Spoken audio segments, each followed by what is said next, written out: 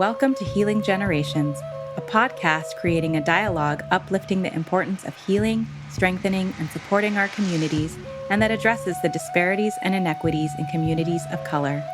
Healing Generations is brought to you by the Healing Generations Institute, a collaborative initiative of the National Compadres Network and the Brotherhood of Elders. Be sure to subscribe to stay up to date on our new releases. Noxtin no Mekayetsin, we welcome all of you. This is Jerry Teo with the Healing Generations podcast, the Healing Generations Institute. We want to just welcome you here today. Thank you all for choosing to join us today and to join us in this journey, this conversation, this reflection of all that will come today. You know, I always like to begin by thanking Creator, and with a deep breath, I ask you to join us in a breath here.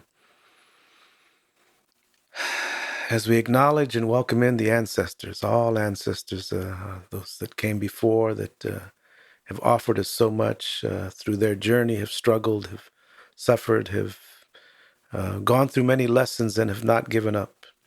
Continue to pray for us, continue to vision for us, continue to teach us in so many ways. And we want to thank them, first of all, offer gratitude, but also to ask them to join us today so it can guide us. So what needs to be said will be said. What needs to be shared will be shared. What needs to be healed will be healed. And we welcome you and all your ancestors, the sacredness of who you are. And and whatever way you come, how many roots you have, and your identity, and the connection of all those ancestors, bring them in. Know that they are sacred. Know that you are sacred as we explore how we can get closer to that blessing and that sacredness. And today, really, really blessed to have a Baba with us, a brother that has walked this road for many, many years. He works and lives these teachings in a really incredible way. He's a transformative Sufi social worker activist, has years and years of experience, areas of human service, human rights, spirituality, and a lot of focus, is on the descendants of formerly enslaved Africans, but also indigenous people.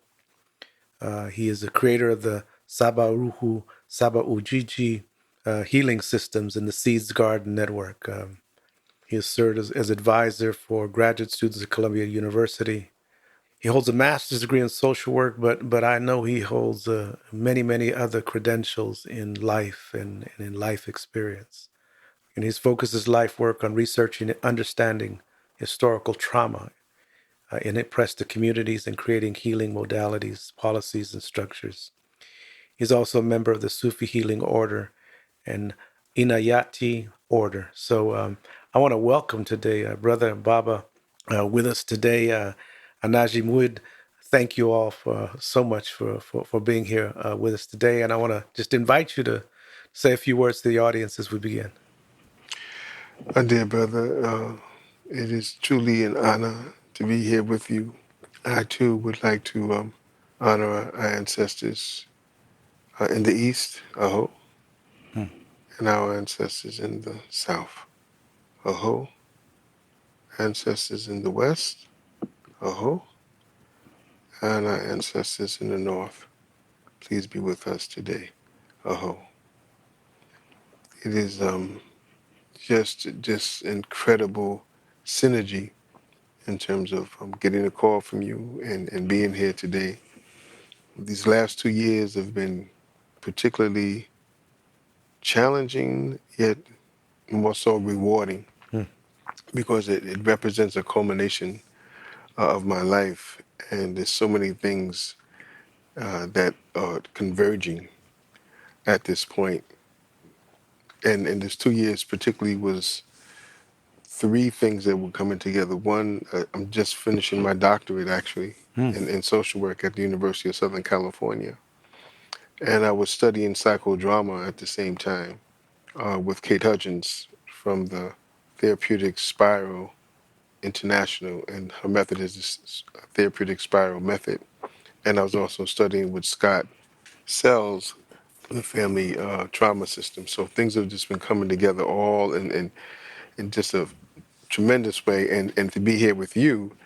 And I think your birthday is it the same day or is it the next day after? Is it December 3rd That's or December 4th? 4th. Yeah, yeah. December 4th. Right. So to be here with you, my soul brother, Hmm, um, is just icing on the cake, as they say. hmm, hmm. Well, thank you, brother, for being here and for your life and your ancestors for guiding you here. I really appreciate that. And I wonder if we could begin by you sharing a little about who you are and your people and your lineage and your journey, and how it got you here. Oh wow! Some of those things we don't really know.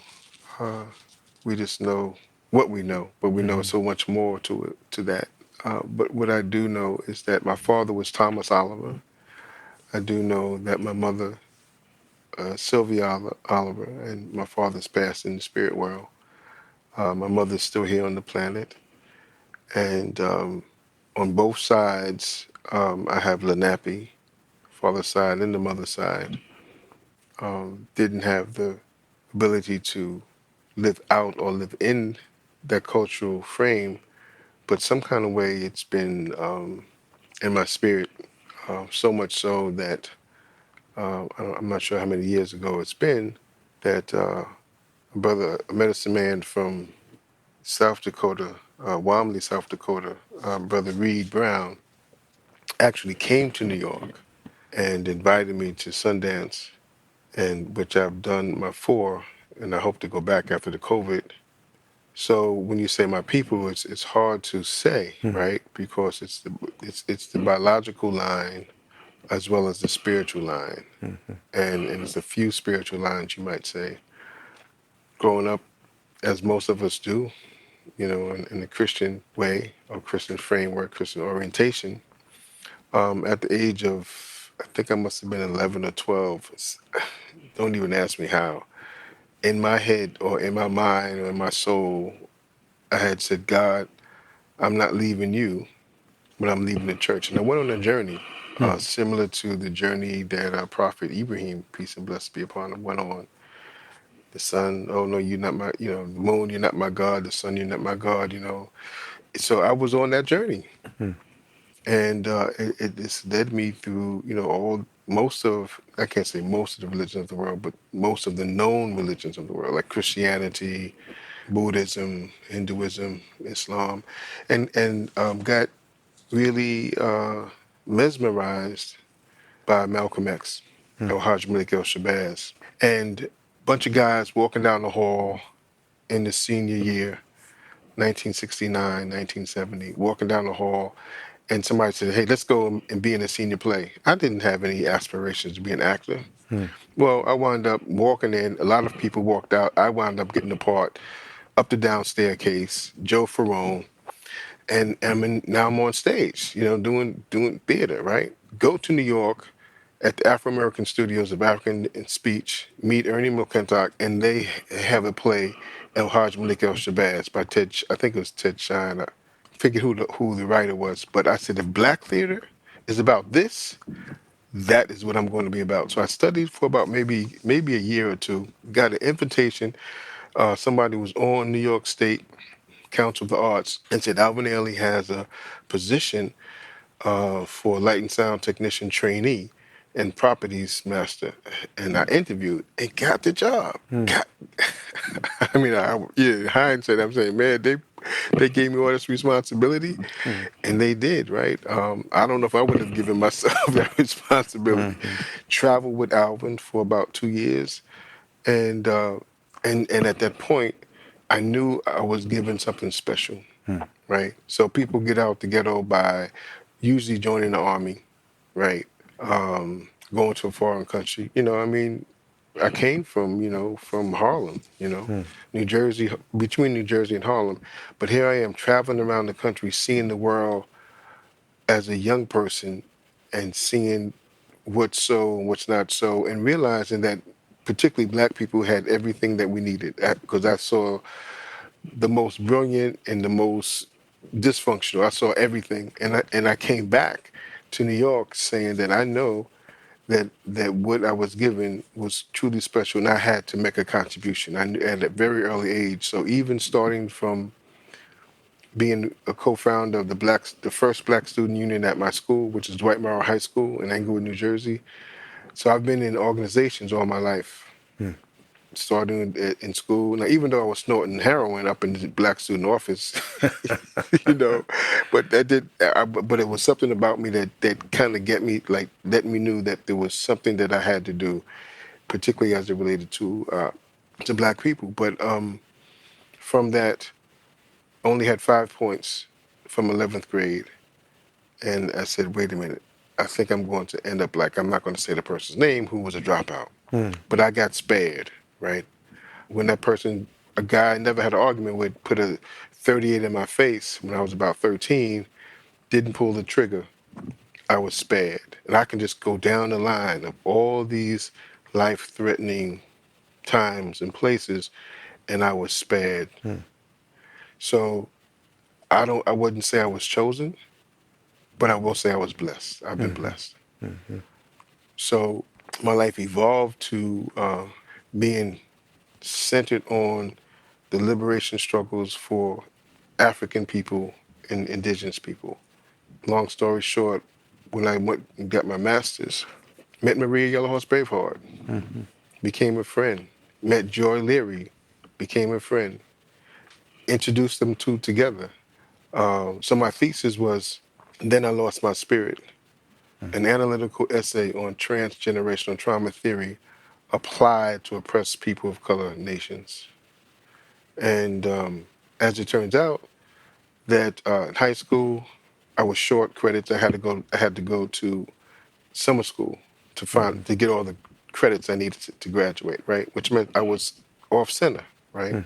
Even when I got my master's, I had to finish the thesis, which was self-selected, but I wanted an education. I didn't want a training, but I didn't finish it at the time of graduation. So I walked in my graduation, the same way I walked in my high school graduation, and had to do the work to actually get the paper. I had to do the same thing for my master's degree. Here it is, getting my doctorate on time. Everything is in place. So the synchronicity of the blessings that I've gotten, the people I've met along the way. My father, Thomas Oliver, was a beautiful human being, but caught into, those different places that you just don't get a chance to move into your full potential, even though he had opportunities to. He was an MP in the Army, a paratrooper, came back and got the first, I think, job as a Black bus driver in Bergen County up in northern New Jersey. I don't know if he was letting the girls on free or something. Anyway, he got fired and then wound up dejected and pulled back to the level of work that all his other men folk in my family were doing. Either working on the garbage truck, or most of our family worked in the lumber yard. And most of his life he worked in the lumber yard, driving a truck. But he would work every day. Never, I don't think he ever missed a day of work. But when he got off from work, he was going straight to the bar, right? So growing up as a child of an alcoholic, experienced some pain, some trauma and stuff, always wanted to help my father. And then when I became a drug counselor, it's right in front of my face. 1 and 1 equals to 2. I got 1 and 1 equals 2,000. But until this guy walked into Faye's Piggyback, looked just like my father. I couldn't hardly talk. In the field, we talk about countertransference. I couldn't hardly talk because I'm like, and it came to me. And then on top of that, to show you how the ancestors have been working with me, go become a drug counselor. Then I became a drug prevention counselor. So I had a chance to, through those relationships, I couldn't heal my father, but I healed other men who needed that kind of guidance. And then became put in a position to become working for Faith Piggyback, be able to heal the child in me, the wounded child in myself. And I'm still working on that wounded child. That was about maybe about 8 years.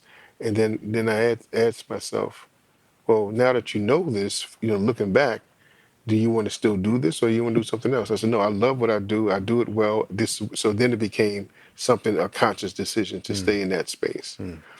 I say to people, Jerry, that as a black man, I've lived a life that most black men can't even dream of. And you're saying, like, brother, I mean, looking at your situation, don't seem to be that hot to me, right? But check this out. 25 years I've worked for two conscious black men.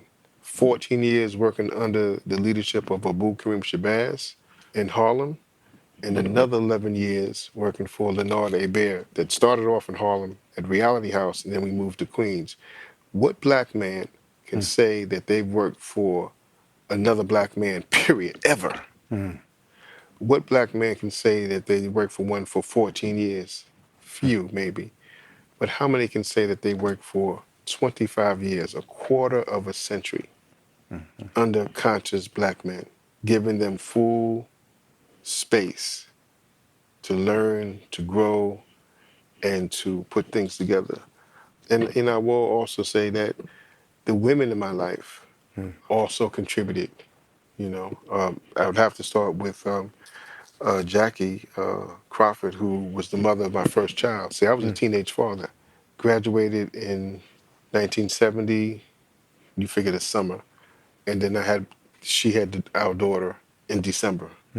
So my life in the numbers was the same numbers. Whatever number I was in life, she was the same number, and we went through that. So I give credit to my auntie Jackie, for my daughter Taisha, who's now in the spirit world. I lost my daughter in 1996 through suicide because of the trauma of life and historical trauma. I lost my sister through murder, Leslie Thomas, in 2006. And when I applied for, at the time it was New York University Trauma Program, International Trauma Program, and then in the middle it switched over to Columbia Mailman School of Public Health. In my letter to them, I said, trauma's been chasing me all my life. Now I'm chasing you. So from that point forward, I was able to redirect myself, or got redirected, let's say. So I'm saying the blessings, and all along the way, you know, car accidents, this and that other, that could have been, bye-bye time.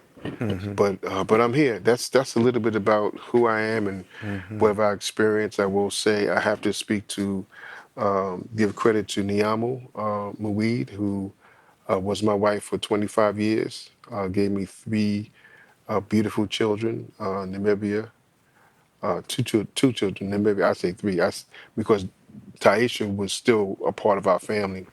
But Namibia Muid and Tori Muid.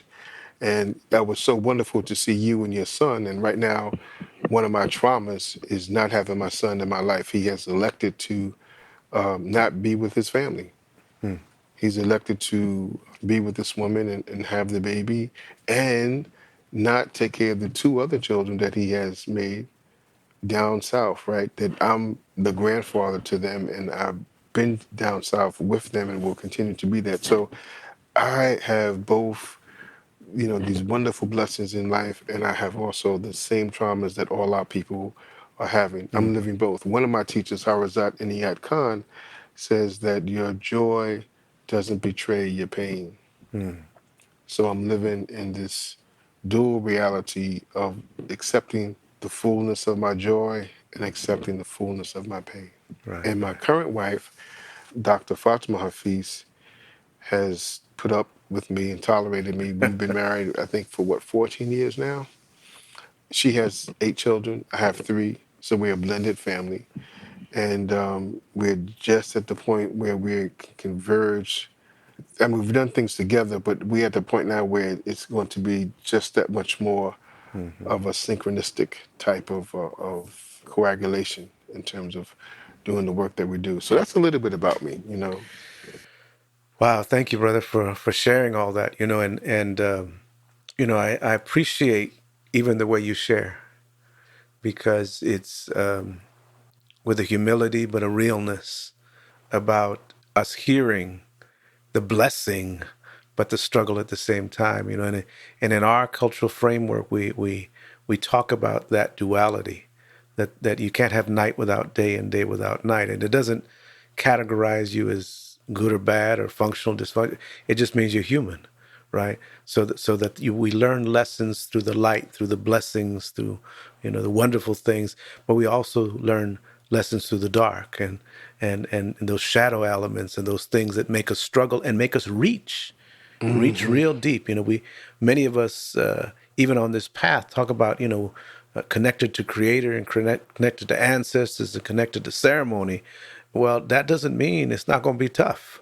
It just Mm-hmm. means we have some resources to go to when it gets really tough. And so I appreciate you sharing all of those things with me. What it brings to mind is just in hearing you, because it reminds me of my journey as well, is the heavy struggles and even the generational trauma that we carry, Mm-hmm. that gets triggered in this society every day. And Yes. I wonder if you can talk a little bit about that, about you mentioned doing I guess a paper, or doing your thesis on that generational trauma. I wonder if you can talk about the lessons you learned in your journey. What kind of lessons did you learn, struggling with those inequities and the racism and oppression and everything else that comes our way as people of color, but as men of color as well. Oh, wow.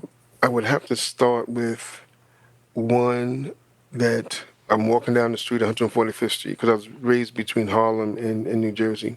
Walking down the street, and I say to my friend, my best friend growing up, call him Suave.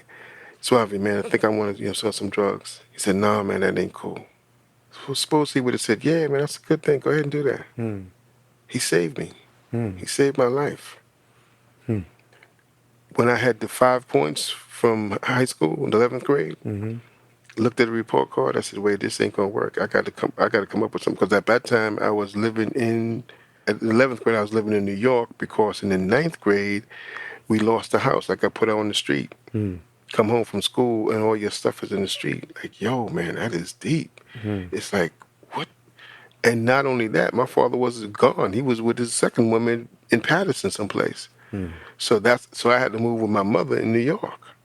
And I don't even remember how I even got from Englewood to New York to be with my mother, but it probably more likely than not, it had a lot to do with my younger brother's mother, Kathy Moore, who she did a whole many things, good things for me. So it had to be through her. But anyway, so I'm living with my mother. Instead of going to school every day, I'm with my girlfriend. Hmm. And when I got those 11 points, I said, "Oh, wait a minute, I got to do something about this. How can I work this out? Okay, let me go and live with not my Uncle Charles, because he was an alcoholic like my father." I said, "I don't want that." Well, let me go to Aunt Flonnie's house. Well, brother, let me tell you, Aunt Flonnie is not Aunt Flonnie. Aunt Flonnie was the woman who adopted my sister. Hmm. So I didn't know this at the time. So here in my 12th grade, my senior year, I'm living with this woman who I think is my aunt. I'm living with this young girl who I'm thinking she's my cousin. I find out that she's my sister. So the Creator and the ancestors gave me the ability to live with my cousin who's my sister. So I have a lived brother-sister relationship. It wasn't just, you find out this person is your sister. I lived with her for that year. So I'm saying, if it wasn't for Aunt Flonnie accepting me to come Hmm. live with her, my life, that was a second savior. So when I speak about trauma, it's hard to speak about trauma by itself, Ah.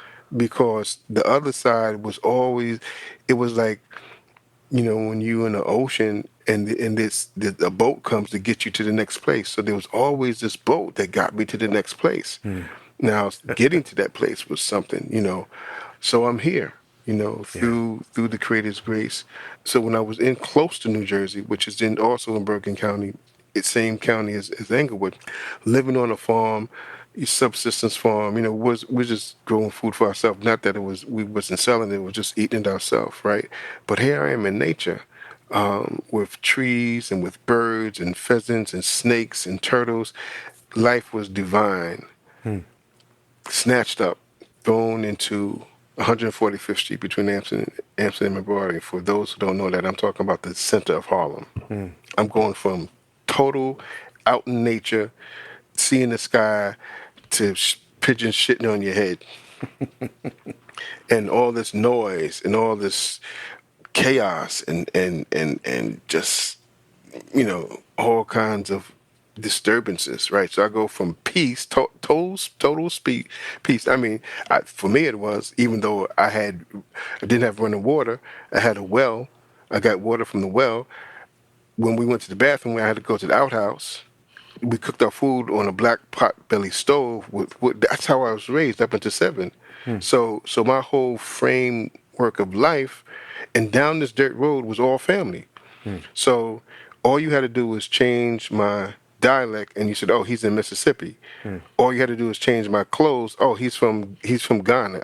So up until 7, I lived the way that most black people lived in the world, and I'm so happy that happened that way, because it gives me a certain understanding of life and my connection with nature. So just before this program, I was out in my backyard. Beyond my backyard is a wooded area. I go there every day and meditate. But if you walk down the paths, it almost looks like the way I was in childhood. So when I say I'm blessed, brother, you see what I'm saying? Yeah. All these things are just coming together right here, right now, even being in this conversation, and then having the ability, to have this recorded that I will pass down to my family, to my children. So the trauma of being snatched out of that situation, and because my grandmother on my father's side was the one who raised me, I couldn't even remember my mother, even though she said she was there, but all I remember is my grandmother on my father's side raising me.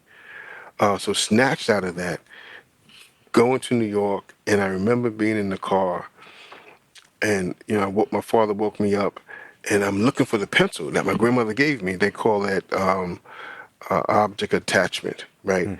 I mean, that pencil meant the world to me. It was my world. That pencil, I had to have that pencil, because that pencil was connected to who? To my grandmother.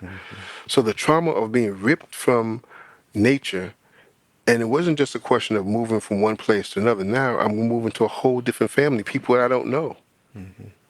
That was the interruption. That was the first trauma, and then it was the trauma of having to adjust to this world. And let me tell you, the way they fight in New Jersey is not the way they fight in Harlem. It's a whole different world. I had to adjust to a whole different way of dealing with life, And I can still remember the depression I was in as a child at 7. So that was the first trauma. The second trauma, a house being robbed, and different things have happened. But it wasn't until then working in drug treatment, right, at Faith Piggyback, I knew that it was more to people using drugs as like something's wrong with them. I knew it was something more to it, but I just couldn't put it together. But we came up with something called resocialization. And check this out. When I moved to Harlem, I moved to 506 West 145th Street between Amsterdam and Broadway. Now check this out. Fast forward 20 some years or whatever more. When I came back to New York, I worked at Faye's Piggyback. Guess what that address was? 507 West 145th Street.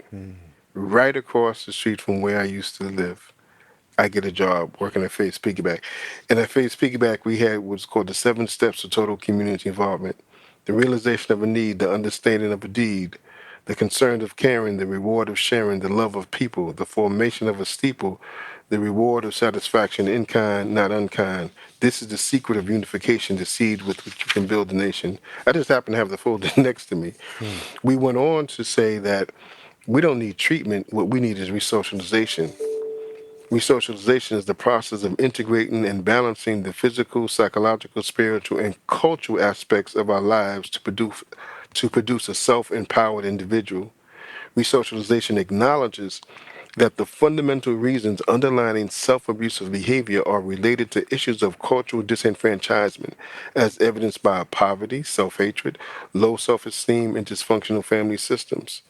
Resocialization generates an appropriate understanding of who we are, our purpose, and the importance of our relationship to family, community, nation, and race. This is Faye's Piggyback. So here it is, coming out of Brooklyn. Went to Brooklyn to study industrial engineering at Pratt Institute, because after I had worked with Alvin, I knew I had to do something. I didn't know what it was. Wound up going to Education Opportunity Center, 125th Street in Teresa Towers, where Malcolm and Castro met.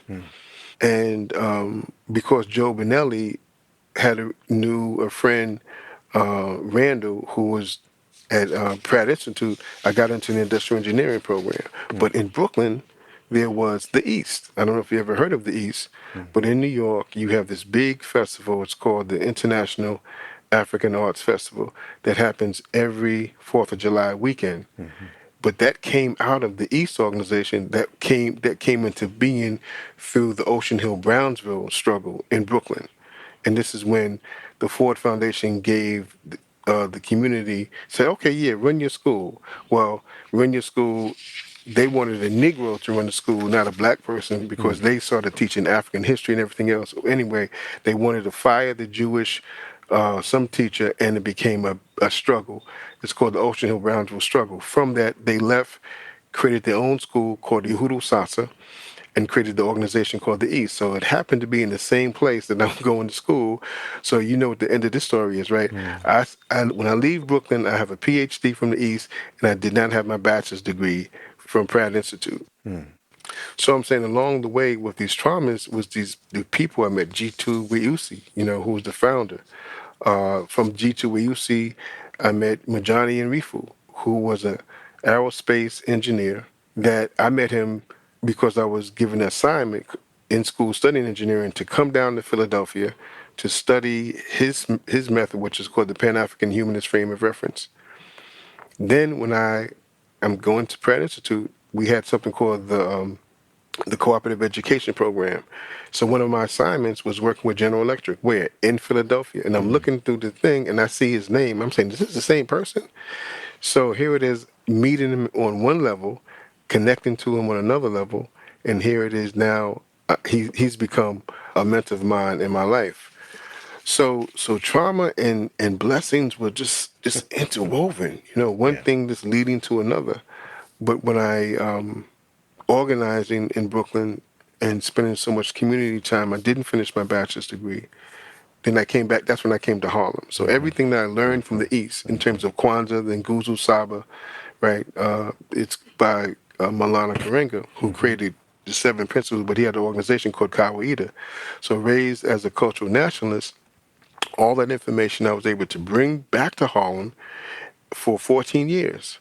So just in terms of chronology, when I got married to my wife, Niamo, in Englewood, New Jersey, being fired, trying to do engineering work, but being fired because I was trying to organize people. She said, well, you got to either be quiet or find a new job. So that's how I wound up getting involved with social work.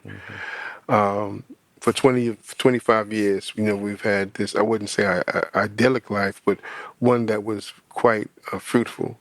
But needless to say, when we lost Aisha, who was from another woman in 1996, that trauma was it was impactful. But I knew I needed to do something to kind of stay here on the planet. But it wasn't until I met Maria that things really. She gave me the framework to understand that it's not about it. So in for drug treatment, we're using Flay's model. Flay said, experiment as I did, right? And then after you experiment on the weekends, as I did, and partying, and then you start using drugs on the weekend, like I did, and then you become addicted. That was basically his model. But it was something missing. Well, what was happening before that, right? So Maria said, no, substance abuse is a consequence. Domestic violence is a consequence. All of these are consequences of the real problem, which is genocide and slavery. So I studied with Maria. And then when I was doing human rights work with Yusuf Cly, when I went to South Africa, Durban, South Africa, for the third United Nations Conference on against racism, I said, wait a minute, I need to know more about this trauma thing. And that was the reason why I went back to school for my master's degree.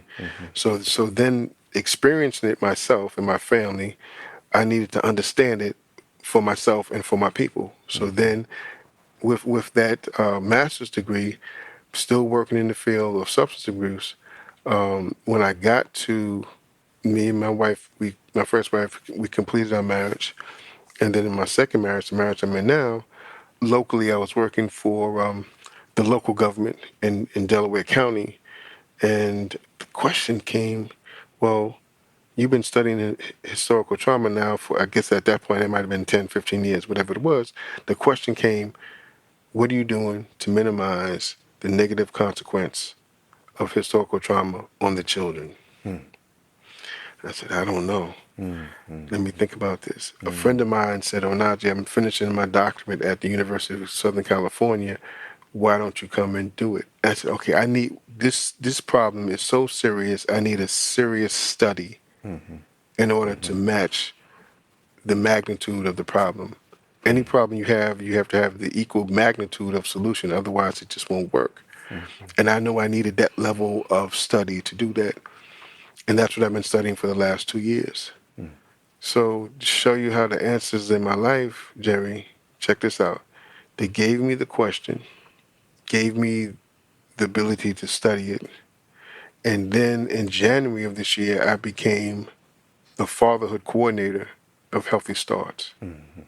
So I get the question, I get the means, the answer, and then I'm given the environment to say this would. So you want to minimize the negative consequence of historical trauma on children? Well, guess what? You need to start from the very beginning. So now I work with pregnant women.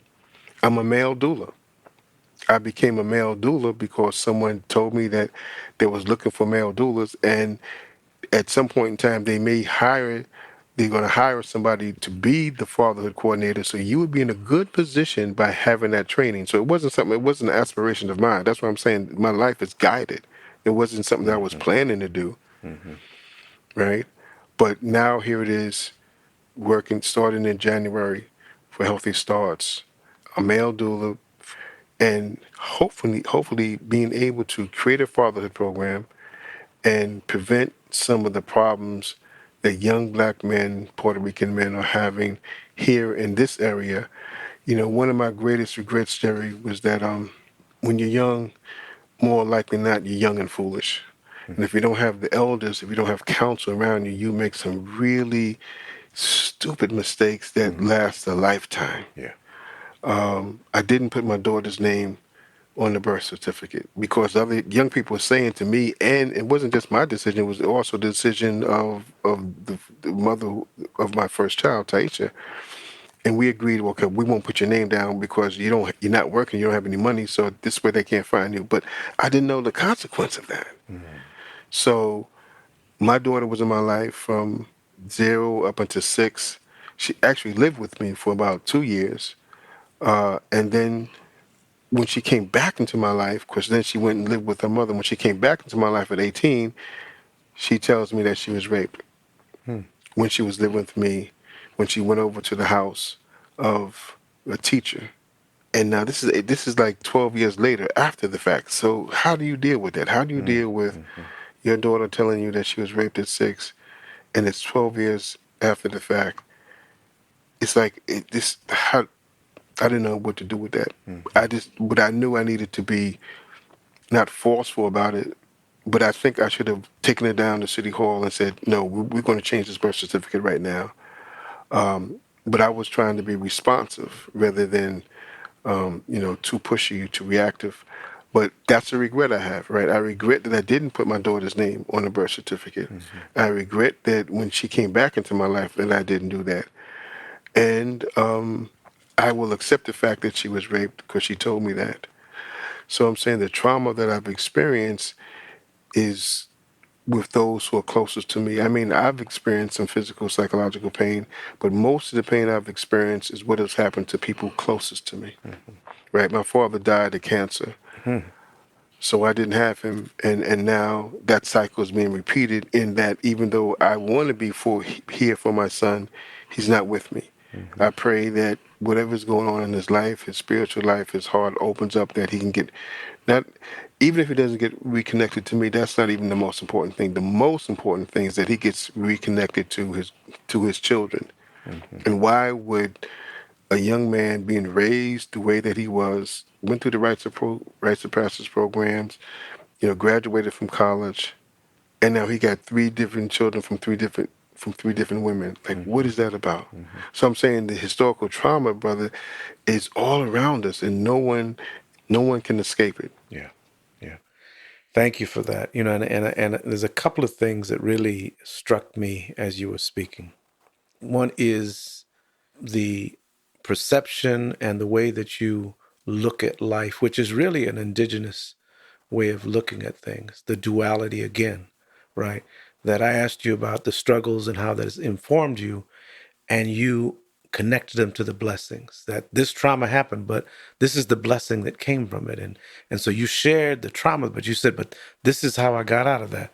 And then this happened, and this is what happened to me. So it was almost as if, I think this is our choice, but also if we have guidance, we can learn to do this. That when a trauma happens, we can either take that trauma and then spiral down, or we can take the trauma and see how we can uplift ourselves. And obviously, we know that one of the strategic things that has happened in our communities is, through racism and oppression and white supremacy and all of that, this society has destroyed those people that are supposed to be there to guide us and heal us and pick us up and nurture us around the right path, right?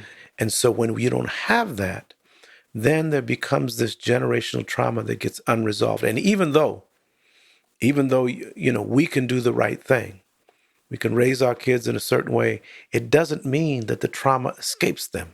No. So your child can graduate and go to college and do all of that. The interpersonal thing as men of color, when we don't deal with these things, and I think it's significant that you are now, over this program that deals with fathers. We've worked with fathers for years, and it's amazing the level of trauma that we carry without even knowing it in our bodies, in our minds, in our perceptions, So, you having the opportunity now, is significant. And I'll just share with you, the organization that that I'm with, the National Compadres Network, it started 32 years ago. And 32 years ago, there's a group of us men, Native and Chicano men that came together. And the reason we came together is because we saw a lot of that trauma in our communities: domestic violence, sexual assault, gang violence, and systems weren't helping us. So we said, we're going to create programs ourselves. So I called them in, and there was 19 men that showed up 32 years ago. We started with prayer. We called the ancestors in. We knew how to begin. We began because not all the men knew each other. Share who you are, what's your intent for being here. And so the second brother in began to share who he was. And he says, I'm here. I want to help my community. I want to help my people. He says, but I'm going to share what's really going on with me is I don't know how to love my wife. I don't know how to love my kids. I don't know how to get close to anybody because I was abused as a kid. Wow. I'm a good worker. I'm a good social worker. I'm a good worker in my community, but I'm losing my family. And he began to cry, and not just little cry. He began to spirit cry, like that cry in which you feel the spirit coming out. He began to cry. And the thing is, be careful when you call the ancestors in, because when he cried, we all cried. Wow. It touched us at a very deep level that none of us were expecting to do that. We thought we were going to develop programs. We're going to develop some kind of systematic, and we're there crying because that it connected to all of us, that we forgot how to love. We forgot how to feel. We forgot how to be. And the rest of the brothers that shared as they went around talked about all of those things that we had never talked about, even though we're considered woke and considered progressive and therapists. And all, we had never talked about that. By the time we got through that circle, what was real clear to us is before we go out and work with the community, the most revolutionary thing we could do was to heal ourselves. And that's where that journey started. And so, brother, I feel you in what you're doing, because it really is about us men of color. There's a lot of woundedness in our communities. There's a lot of, and we can talk about racism and oppression and colonization and generation. We can talk about that all day long. And it's true. It comes from there. But we have responsibility. Not only responsibility, beloved, but the last 2 years, I've been studying psychodrama, Mm-hmm. and particularly a type of psychodrama that is called therapeutic spiral method model. And in it, it showed me that the outside world gets imprinted on our brains. And we have this relationship between the internalized perpetrator, the internalized victim, as well as the internalized abandoned authority. This is called the Tessera. And now I finally have the formula to understand internalized oppression, but not just understand it, but being able to heal it. And that's what my work has been for the last. So I've created what is called the Wahimi Misu Healing Well Method, and that is an adaptation of the therapeutic spiral method, but making it more cultural specific for the purpose to deal with historical trauma. But even when I created it and have different steps to it, I figured that the first step I have to do is really have a strength-based approach to it. And that is a strength-based model. Was Kate created this model where she says that we have to prevent people from being re-traumatized. So it's not about exposing people to trauma and then after the exposure, then you be all right. No, no, no. Because she has a PhD in psychology, clinical psychology, she was able to see what was missing to Marino's work and added to it. And it was actually Marino's second wife who kind of gave her the blessing, like, no, what you're doing is the correct thing. So now I'm at a point through my life experiences, through my studies, and now being a social innovator, I have a model, right? It's called the Wahimi Misu. Wahimi Misu is a Kemet word that means National Cultural Recovery of Ma'at. Ma'at is order, balance, reciprocity, compassion, truth, and justice. So now that's what I'm about. I'm a cultural healer that's bringing this back to the people. And I've been working with former gang members in New York City through what is called it's a cure violence type program. And as a result of that, and pairing that with what happened to me when they put that 38 in my face, I've been able to, all those things have been come together that's created this model. If those things would have happened, this model I wouldn't be able to create it, right? So there's a convergence that's happening right now that I'm just so happy that I have to just count my blessings every not every day, but every second. And now I'm just praying that I have enough life that the Creator has granted me, because we don't these bodies we wear as clothing. It's a clothing that we're going to get rid of. I don't know how long I can have this clothing on my spirit. So I do feel somewhat like rushing. I know everything's going to happen in its own time, but I don't want to waste any more time. And I'm attempting to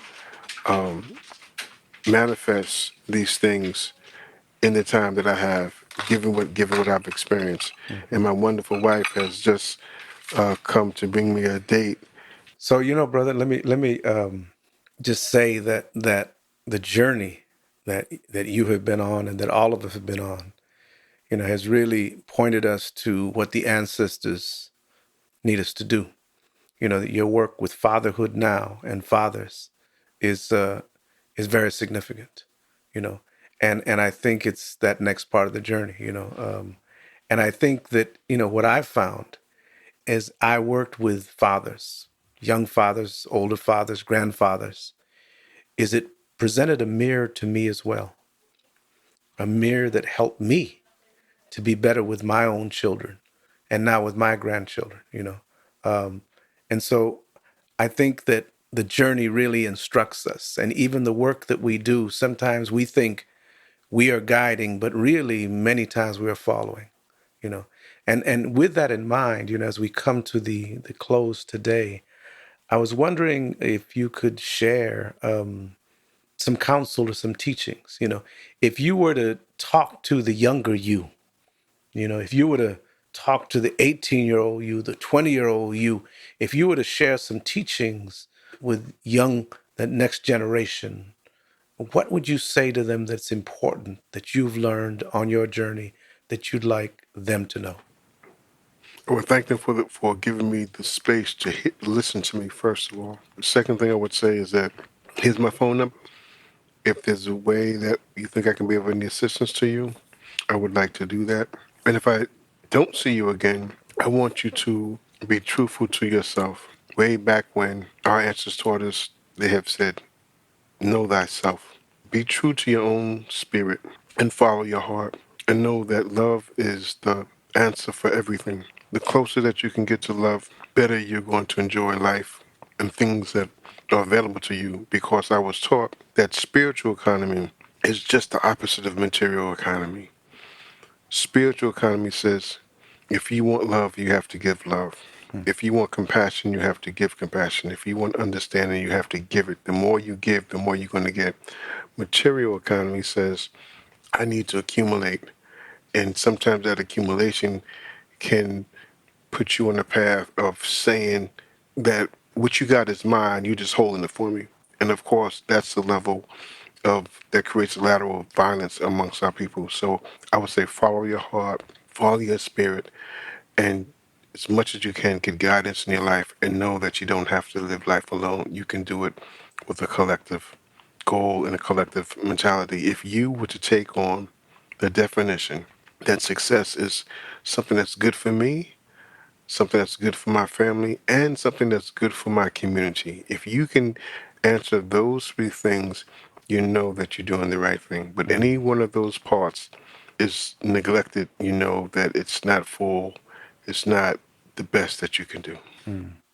Well, I want to thank you, brother, for being an example of that and for being so transparent today with your life. I think that the teachings that we give many times are just a mirror.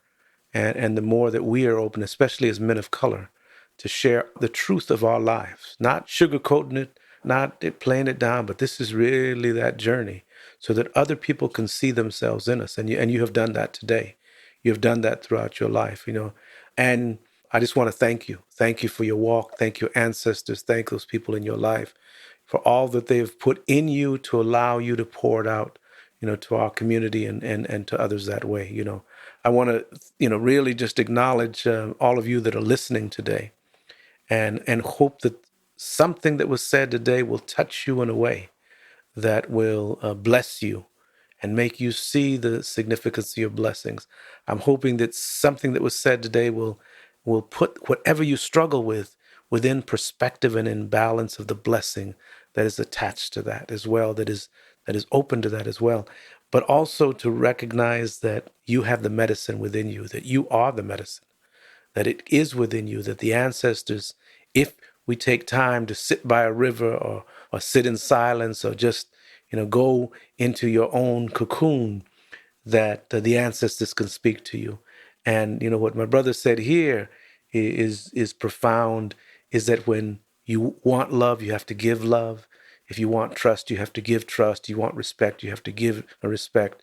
And that's that circle of life. That's that Orlean that when you give it, it comes back sometimes tenfold.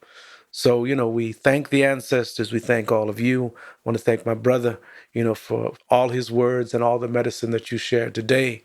And, may you all have a blessed day and continue on this path as we, move to heal generations of trauma, but at the same time to lift up generations of medicine. Thank you very much. Aho metakyase. Elesios. Aho, mutakiase, all our relations. Ashe. For more information about Healing Generations and the Healing Generations Institute, visit nationalcompadresnetwork.org and be sure to subscribe to stay up to date with our new releases.